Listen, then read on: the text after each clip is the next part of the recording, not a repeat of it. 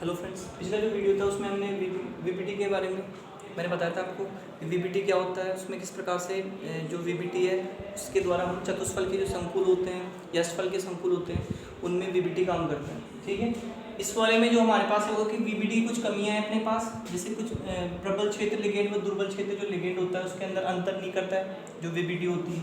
ठीक है, और निम्न व उच्चकरण जो संकुल बनता है उसकी भी व्याख्या नहीं करता है। इसके अलावा जो संकुल का जो रंग होता है उसकी भी व्याख्या जो वीपीटी के द्वारा नहीं की जा सकती है। ठीक है, तो इसको दूर करने के लिए हम सीएफटी सिद्धांत पढ़ते हैं। सीएफटी सिद्धांत के अंदर हमने चतुष्फल की और अष्टफल की जो संकुल थे उसमें किस प्रकार से सीएफटी सिद्धांत काम करता था ये हमने देख लिया था। अब यहाँ पे देखो अपने पास जो सीएफटी सिद्धांत होता है वो किस प्रकार से इन जो भी हमारे पास ये कमियां होती है वीपीटी की वो उसको किस प्रकार से दूर करता है। ठीक है, तो देखो इसमें क्या होता है कि जैसे सीएफटी जो सिद्धांत होता है उसमें जैसे यहाँ पे अपने पास था कि वो प्रबल क्षेत्र लिगेंड और जो दुर्बल क्षेत्र लिगेंड जो बनते हैं कि कौन सा जो हमारे पास कुछ लिगेंड ऐसे थे जो प्रबल क्षेत्र लिगेंड थे, कुछ ऐसे लिगेंड थे हमारे पास जो दुर्बल क्षेत्र लिगेंड थे। अब वो प्रबल क्षेत्र लिगेंड क्यों थे और वो दुर्बल क्षेत्र लिगेंड क्यों थे अपने पास, तो इसकी जो व्याख्या है वो इसके द्वारा की जा सकती है। जैसे अगर हम अष्टफल के संकुलों के लिए देखें तो अष्टफल के संकुलों में क्या होता है कि जो सीएफटी, जैसे मान लो यहाँ पे दो प्रकार की ऊर्जाओं की हम बात करते हैं। एक तो हमारे पास CFSE होता है, ये अष्टफल की जो संकुल होता है उसके लिए क्रिस्टल क्षेत्र विपाटन ऊर्जा होती है, और दूसरा होता है हमारे पास P जिसको हम बोलते हैं युग्मन ऊर्जा।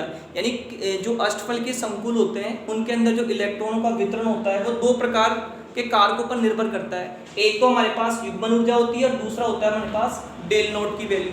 तो इसमें ये होता है अपने पास कि जो अष्टफल के संकुल जिन संकुलों के लिए डेल नोट के मान, या हम कह सकते हैं कि जो हमारे पास लिगेंड होते हैं जिनके लिए डेल नोट की वैल्यू ज़्यादा आती है उनके लिए वो क्या होंगे अपने पास प्रबल क्षेत्र लिगेंड होंगे, और जिनके लिए डेल नोट की वैल्यू हमारे पास कम आएगी वो हमारे पास क्या होंगे, वो दुर्बल क्षेत्र लिगेंड के अंदर आते हैं। ठीक है, तो देखो अपने पास इनके आधार पर हम एक श्रेणी बनाते हैं, एक तो प्रबल क्षेत्र लिगेंड और दुर्बल क्षेत्र लिगेंडों के लिए। इसको हम बोलते हैं स्पेक्ट्रो रासायनिक श्रेणी। मतलब एक जो लिगेंडों को उनकी बढ़ती हुई प्रबलता के क्रम में रखने पर जो श्रेणी प्राप्त होती है उसको हम बोलते हैं स्पेक्ट्रो रासायनिक श्रेणी। प्रबलता का मतलब ये है कि हमने क्या किया है, उनकी जो क्रिस्टल क्षेत्र विपाटन ऊर्जा है उसके बढ़ते हुए क्रम में रखा है। तो जिसके लिए जितना ज्यादा मान होगा, जैसे मान लो यहाँ पे जैसे अष्टफल की संकुलों की हम बात करें तो यहाँ पे Eg कक्षक ऊपर होते हैं, T2G कक्षक होते हैं वो इस प्रकार से नीचे रहते हैं। इन दोनों के बीच का जो ऊर्जा अंतर होता है उसको हम फिर क्या बोलते हैं, उसको हम क्रिस्टल क्षेत्र विपाटन ऊर्जा कहते हैं। ठीक है, तो यहाँ से एक रखने पर हमारे पास एक श्रेणी प्राप्त होती है। तो देखो श्रेणी के अंदर क्या है, इस तरह से हम जैसे जैसे इधर की तरफ जाते जाएंगे वैसे वैसे लिगेंडों की जो प्रबलता का क्रम है वैसे वैसे क्या होता जाएगा, बढ़ता जाएगा। तो देखो यहाँ से लेकर हम यहाँ तक की बात करें तो ये तो आते हैं दुर्बल क्षेत्र लिगेंड।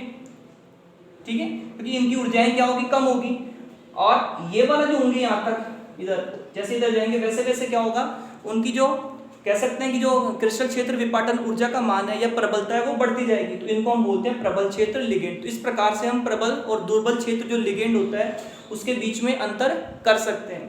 ठीक है, तो ये पहली जो प्रॉब्लम थी हमारे पास वो दूर होती है।